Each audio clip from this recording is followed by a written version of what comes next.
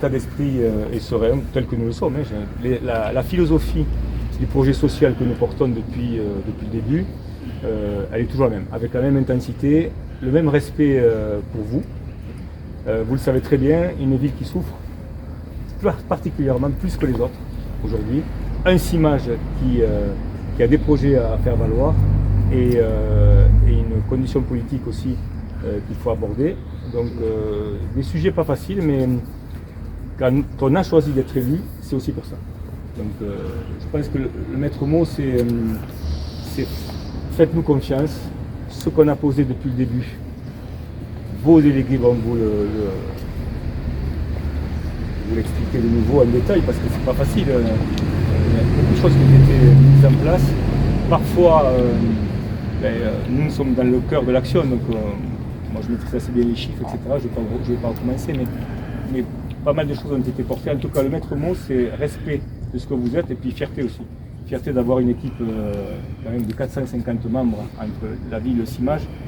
Je vous l'ai dit un jour au Palais des Congrès, vous êtes les forces vives de la collectivité. Et nous sommes, moi en tant que maire ou président, je m'inscris comme un capitaine d'équipe.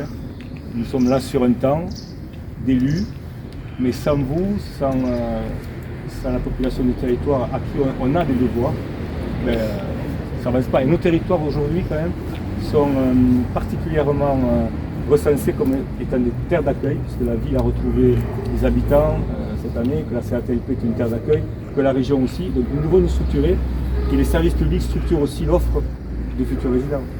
Donc regardez, vos délégués vous le réexpliqueront en détail, la façon dont on a de concevoir l'accompagnement, c'est sur des dispositifs durables.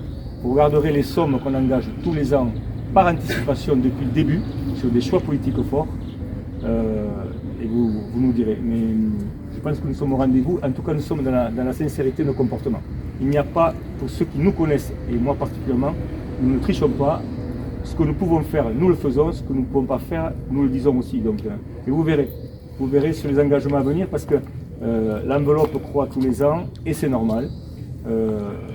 Vous verrez aussi sur les accompagnements concernant vos droits de 2025-2026. Nous serons aussi au rendez-vous. C'est un engagement que nous prenons. Voilà, donc, nos échanges sont très bien passés. Je pense que c'est dans le respect et la sincérité réciproque. Voilà ce que j'avais à vous dire. Sachez que nous sommes très conscients du travail que vous faites.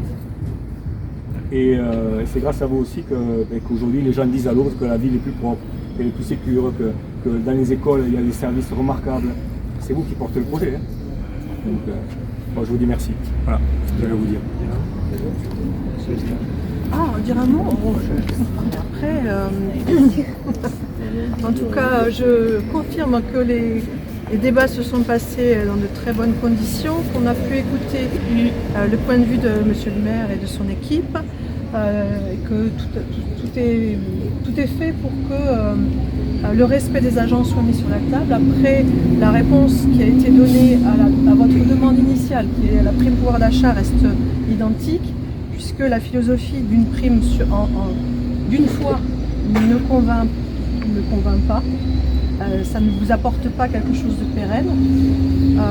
On va pouvoir développer après si vous voulez un petit peu, mais en tout cas on a quand même essayé de repartir avec des engagements sur le plus long terme par contre, avec dès que la santé financière de la collectivité permettra une revalorisation des primes dont vous disposez d'ores et déjà. Et puis des engagements sur les frais qui arrivent en 2025 et 2026, monsieur le maire vient de le dire, sur la protection sociale complémentaire qui impacte aussi là votre quotidien. Donc je vous remercie d'être aussi nombreux parce que ça prouve que l'appel national et local a été entendu. On va continuer à se battre au national et au local, on va continuer à construire avec les possibilités de la collectivité et avec vos demandes en continuant à les porter. Je voulais juste rajouter que nous sommes absolument d'accord avec vos revendications nationales. Je viens de la fonction publique moi aussi, donc vu les gels des points d'indice pendant ces années, aujourd'hui les revendications elles sont tout à fait honorables et normales sur le point, sur la revalorisation des grilles, sur l'indexation, sur le calcul de la pension de retraite au regard des régimes indemnitaires, etc. Tout ça, il est évident que ces revendications-là.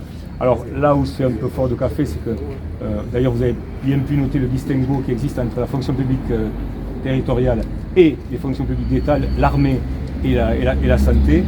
Eh bien, on donne une obligation de prime et puis on laisse aux collectivités locales qui sont exsangues particulièrement à la discrétion de l'administration libre d'une prime qui s'appelle pour moi une patate chaude, où on ne vous prend en otage en disant voilà, donnez la prime.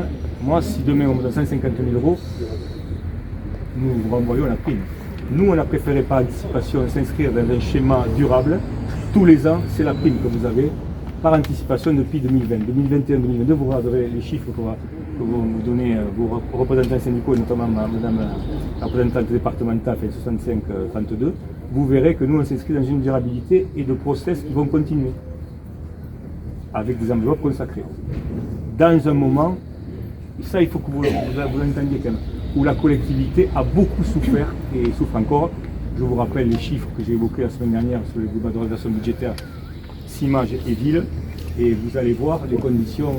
Le grand enjeu aujourd'hui, c'est pour nous et pour moi particulièrement, c'est le maintien de l'emploi, de vos emplois, et d'un Cimage fort pour les Cimage, fort et vigoureux au regard des enjeux et des challenges à relever, tourner vers l'usager, tourner vers les familles, les enfants, tout ce que vous faites remarquablement bien tout au long de l'année. Quant à la ville, vous le savez tous, c'est une opération redressement qui s'est amorcée et vous bénéficierez aussi à un moment donné de la santé économique retrouvée progressivement, mais c'est déjà le cas. C'est déjà le cas et les engagements forts qui ont été pris dès le début du mandat, malgré une situation exsangue, ils sont là.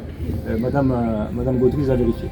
Je vous remercie et à très vite pour d'autres rencontres. Nous sommes à votre disposition.